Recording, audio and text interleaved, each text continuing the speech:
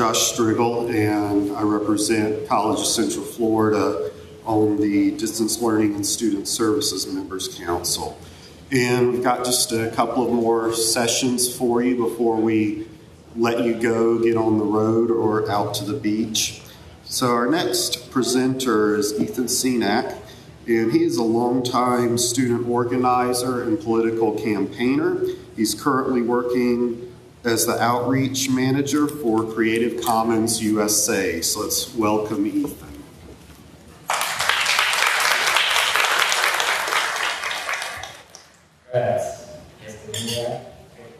Thanks, Josh, for the introduction. So as I said, I'm a former student organizer. Well, I don't know if you're ever not a student organizer anymore, but that used to be my actual job title. And I used to have to do a lot of classroom presentations, and I would always start, and I'd walk in and I'd say, thanks, Professor, for a few moments of your time, and for all of you students, you're welcome for the extra 5 minutes to study for your quiz. And it was always really great because you'd see half the room look up in sheer terror that they had some sort of quiz that they were not aware of. And one time, it was a professor that I knew well, and he was like, yeah, students, you should be really grateful for that. And then the students really freaked out. I'm pretty sure one of them actually ran out the back door so he could pretend he wasn't in class that day. So I'm here to sort of bookend the conference. So there's a couple of different goals that I have for my presentation. So really, just kind of getting started, I'm supposed to present on the student voice. I wanted to sort of lead in my presentation with a whole bunch of facts and figures about the state of the student body in the United States right now, and then lead into some humanizing stories about students and the challenges they're struggling with. And then, to my chagrin, the peril of going last at a conference means that pretty much everything that I plan on saying has been covered by someone else somewhere in the audience. So for the last half an hour, I was very frantically scribbling down some ideas and some different things that I could talk about to make this presentation worthwhile for all of you. When Nicole Finkbeiner just slipped out of the room and started talking about different ways students could get involved, that's when I really panicked. But fortunately, she stopped and is leaving that one to me. You'll notice that many of the presenters talked about engaging students. They talked about how students were involved in their projects, and I'm really grateful for that, but the reality is that a lot of the time, involving students in your programs is happenstance, or at worst, an afterthought. So I want to start there. I want to start by making the case that it is worthwhile and beneficial to involve students in your programs. So why? Why? Students, it's like a stressful thing. You never know how experienced students are, what they're going to say. But let's talk about something positive first. Students, at the end of the day, are the consumer. They're the people who actually buy the book. They're the ones who are stuck paying $200. They're the ones being forced to make these value judgments, whether or not it's better to buy rent or food, whether it's better to buy a book or to wait. At the end of the day, the students are the bottom line. They're the consumer. The second thing is that they have the organizing power. Now, students don't have a lot of time, but I'd be willing to bet that they have more than all of you do to donate to a campaign to support open textbooks. Not to mention the fact that on any given university or college or campus, there's probably 10 times the number of students than there are staff. So while there's only one librarian or 5 librarians or 10 librarians, there are literally thousands of students that you can activate to support what you're working on. The third thing is that they can push the boundaries. One example of this, I worked with a student organization at Rutgers University in New Jersey, and the faculty senate had already voted to support open education. They had already expressed a statement of support. And the president's office, not to name any names, but was sitting on that proposal and had refused to move forward with it. And while the faculty didn't play a direct role in organizing this, students organized a massive petition drive and generated tens of thousands of signatures directly to the president of the university, asking him to follow through on the faculty senate's proposal.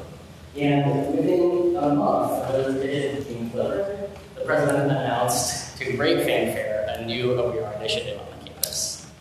So while you may not be comfortable or politically able to push the boundaries in your role, oftentimes students can push the envelope and be a little bit more blunt and frank with the university administration.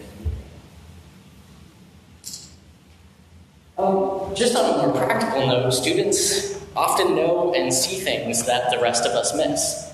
One example of this, I came back from an OER conference a few months ago, and we had this great discussion about open-enabled pedagogy, and we were talking about how to move away from disposable assignments, which are all really good things. And so I was talking to one of our students about this, and I talked about this assignment where students were doing a discussion, and their grade was based on how many comments they posted and how many sort of feedback items they created on this online discussion board. And the student said to me, "That's really great and all, but I don't have internet at home." So for me, that assignment means I engage once, right after it's assigned, while I'm on campus. And then I engage the next day at 9 a.m. in the morning, right before I come to class. And that was a real wake-up call for me. We have a really great vision for what OER can do, but we have to make sure that we're keeping in mind all of the students in their different scenarios in the process. So oftentimes, students are a good reality check. And how we message things, and how we talk about things, and what our expectations are. And so that's a really useful perspective when you're trying to build a program or create something. Finally, if we don't, someone else will. I put this on there because yesterday, as I was sitting in this room, I got a text message that one of our student government partners had received a visit from a Senack representative who was there to pitch down on their new course products. The university president happened to be a friend of ours and had engaged with us in the past, and so was well aware of OER and the potential that offers. So they gave us a call before taking the meeting, but I was a little surprised. I know that the publishers work very hard to reach faculty and to reach librarians and instructional designers, but I can't say I had ever heard of them approaching students directly.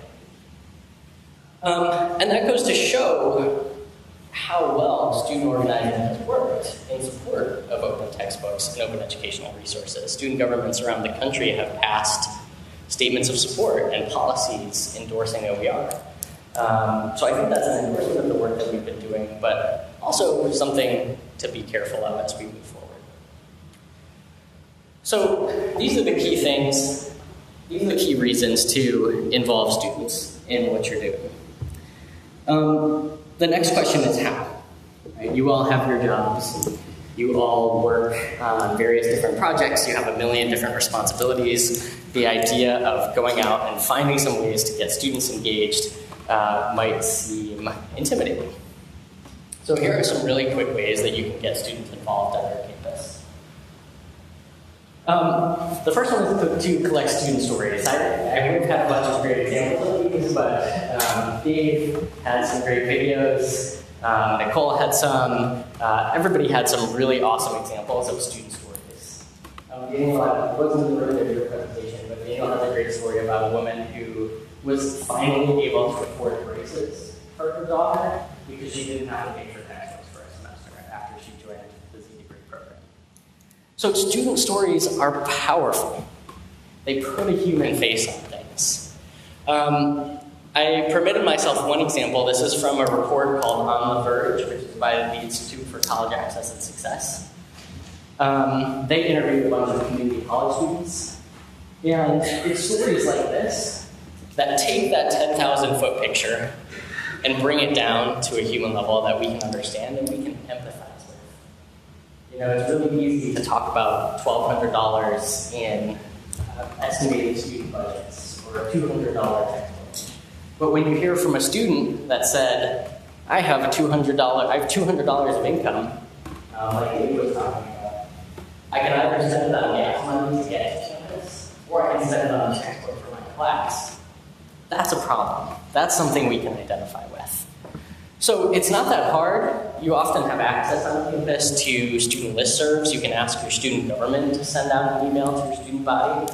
Ask them for stories about textbook prices and how textbook prices have impacted them. And you will turn up some real gems. It's no surprise students are frustrated by where things are, and they are more than happy to share what's going on in their life if it's going to make a difference. That's the first piece, collect stories. Second thing is to collect petitions. I mentioned this in my Rutgers example. This is probably not something that you would want to lead or have a direct hand in on your campus, even with potential ramifications. But there are thousands and thousands of students, and while one student may not have the political influence on the campus that a department head or a dean might have, when you've got 2,000 students or 20% of your student body willing to speak up and call for a particular action, it can make a big difference. One example of this is the Textbook Broke campaign on Twitter. If you go online, you can search the hashtag. There are still students around the country who are using this hashtag to post on Twitter. But we launched this back in 2014. We just asked students to tweet a picture of themselves, how much they spent on textbooks, or what they could have done with the money, how textbook prices had made a difference in their lives. And this reached millions and millions of people. 4 years later, we are now actively organizing the campaign, and student bodies around the country are still tweeting at Textbook Broke. And it's a really cool example. If you're going to collect petitions, make sure you get a lot of them. You need lots of pictures and lots of tweets and lots of signatures.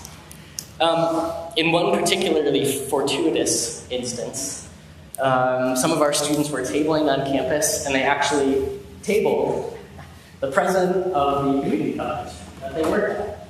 And she took a picture of their sign in the recycling textbooks. I can guarantee you it was less than a week before somebody on campus formally proposed the OER program after somebody got this picture. So collecting petitions is the second one. The third thing is have them organize an event. We are all interested in promoting awareness around OER on campus. We're all looking for opportunities to engage faculty, to engage librarians, to engage new people. And one of the things that students can actually manage from start to finish is putting together an event like that. Students have access to professors. They can ask the ones that they are in class with, the ones that mentor them. Students can do a really good job pulling together a panel of experts and getting people in the room. This is one example. At my former organization, we released a report around open textbooks. One of our students in Massachusetts, is that UMass? Oh, okay.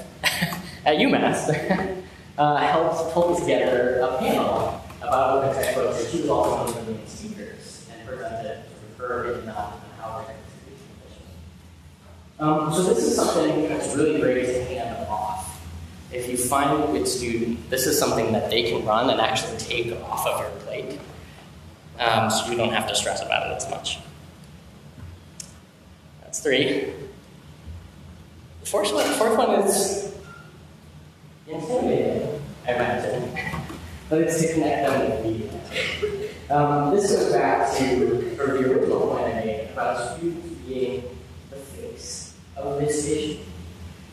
It's one thing to have a faculty member or a librarian get up there and talk about textbook costs. It's another thing entirely to have a student telling a newspaper or a website or a radio station about their life and how textbooks are impacted. I think you'd be pleasantly surprised at how articulate many students can be. I would advise engaging with them in the process and actually giving them feedback, helping them prepare their statement, that sort of thing. But it works pretty well. When newspapers have a really good hook, they have a really good interest story, you end up getting lots of views. And this is a really great way to create indirect pressure for action. There's 4 things. The 5th one is to bring them to advocacy meetings. When you are meeting with your department chairs, or when you're meeting with your campus administrators, all the same principles apply. Having a student in the room makes a big difference. They can bring up some of the harder points, they can make the human case. All the same reasons as some of these other actions are why you should bring them to your meetings with you. And then finally, to get them a seat on the council or the board, or whatever it is that you established for running. And this is because of reason number 4, which is that they bring a perspective that we don't have. They're a reality check. They're the ones who are shelling out $200 for a textbook. They're the ones who, buy $1,200 worth of textbooks in their first semester, realize that half of them won't be used, and then decide to wait for their next semester. They're the ones who have the real experience when it comes to education. So it's very important to include them in whatever decision-making authority you establish moving forward. So, you've got some things to do. You've got some reasons why. Finding the students is often a challenge, though. And this is it's because it's very tailored to your local community. The first place I would suggest looking is your student government. They have the infrastructure, they have students with demonstrated leadership ability. So that's the first place to approach. And we've actually seen hundreds of student governments run during elections on a platform of OER. It is one of the things I most enjoy seeing when I'm looking at meetings about textbooks. Student governments from campuses where no one has engaged with them, nobody is pushing them on it, they just found it online and they decided it's something they wanted to make a priority. So talk to your student government, that's the first thing. You can look at other student organizations as well. There are lots of ed reforms on campus. There may be student leaders there that you want to listen to. The other thing I was going to point out is we launched an initiative called the Textbook Alliance, which is very nomenclature redundant with some of the other organizations that you run into. This is an organization or a campaign as part of a group called the Student Government Resource Center, which has staff that basically work one-on-one with student governments around the country, regardless of where they are, to give them information about the textbooks, to give one-on-one training and counseling with student government leaders on how to run campaigns. This is a really good resource if you want to engage a student government leader, but then hand off that relationship. 2 resources I wanted to highlight in particular. One is an open, I think it's called an open textbook program handbook or playbook or something like that. I have a link for it in a couple of slides. It's a menu of different programs and options that institutions can enact on campus, but it also comes with all of the relevant information. You can hand this off to your student governments, and they can take it and go meet with various decision makers on campus. The other one is a toolkit. This is like 40 pages long. It's got everything that a student would need to run a campaign from start to finish. It's got sample campaign plans, sample goals, timelines, all of that stuff. So this is another thing that you can make the case to a student government leader and then give them this so they can take off and run the campaign. So there's the list for this. And this will be in the slides that we should run later. All right, actually right on time. This is great. This has never happened to me. So, to recap, some brief tips. One of the things that I was constantly surprised by as a student organizer is students' ability to understand things. Explaining open textbooks is not necessarily the easiest thing. There's sort of lots of layers that you have to unpack before you can get to the core message. But give them the nuance so they can make informed decisions and be more cognizant of all the different factors that come into play on that. It's intimidating, but let them push the envelope. They're going to be the catalyst. They're going to be the spark. If your campus is moving too slowly, students can provide the momentum and the political will to actually get things over the obstacles and barriers that you run into. Finally, give them real decision power. Push students to the forefront so they can be the messengers. And then the other thing is that students are frustrated right now. And without good guidance, that frustration can be channeled towards sources that may not actually be the biggest cause of their frustration. Lots of students hate their campus bookstore because that's who they see charging them the prices. And obviously there are tons of factors that go into what sets a bookstore price, publishers, all that stuff. But students, until they've been educated, don't actually see all of those factors, and so you just have to be cognizant of that and make sure you're channeling that frustration in the right direction. So, that's that. That's organizing students. That's about all I had of my content that hadn't already been covered by everybody else. I know that after I wrap up, you'll be hearing from a panel of Florida leaders and educators about how to take all of this and apply it to your own local scenarios. And that's really awesome. But before that, you've heard from a bunch of different people in the last 36 hours. I know that conferences like this are tough. You get a lot of information and a lot of really great presentations in a short amount of time. But I thought that the organizers of the conference and my fellow presenters did a really good job of laying out a blueprint for what needs to happen on campus. And I wanted to really quickly recap what has been talked about so far. Cable started us out with a vision. Student debt is rising. College is becoming less and less accessible. And copyright, the traditional system of publishing, is holding us back. So he made the case for OER. It's more effective, it's cheaper, and it's more equitable. Amy's story showed us what happens when we build a strong community. A really amazing example of how states and colleges work together to amplify and scale up the transition to OER. Jerry showed us perseverance in California. Even though it's a long process and it's never easy, when institutions work together, when they prioritize this, they can really take some ownership and make a tangible difference for students. Daniel showed us how to push the envelope. How one community college took an idea that many said we were not ready for and pushed the boundaries of what was possible to become a national example that other schools are scrambling to follow. Marie talked about innovation.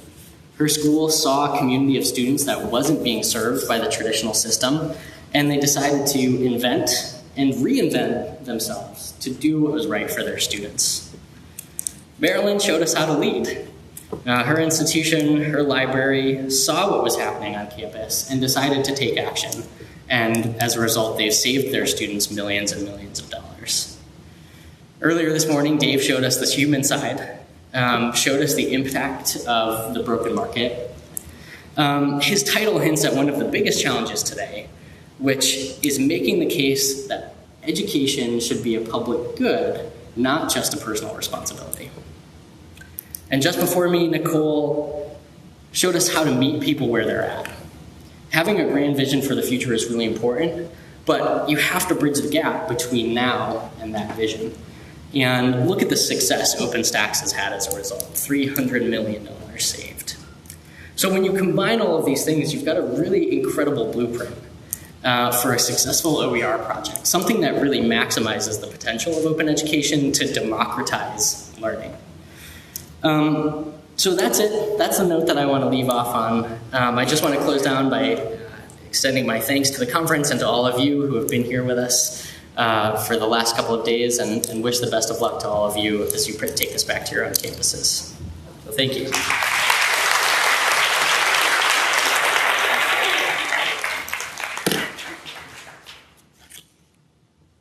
I'm not sure what's next. Ethan, you want to say anything about CCUS if they want to join? Oh, yes. My haste, I forgot to tell you who I am. So I work with Creative Commons USA, so I'm sure almost all of you are familiar with Creative Commons, but Creative Commons is actually a global organization, and they're going through a process right now to restructure all of their local country affiliates. So I work for Creative Commons USA, which is the chapter that sort of is responsible for coordinating all of our activity inside the United States. We will be opening up our membership and accepting new applications for people who want to be involved with the organization. So I'll be sharing information around that. I'll include some of that in the slide. But that's who we are and what we do. So thank you all very much.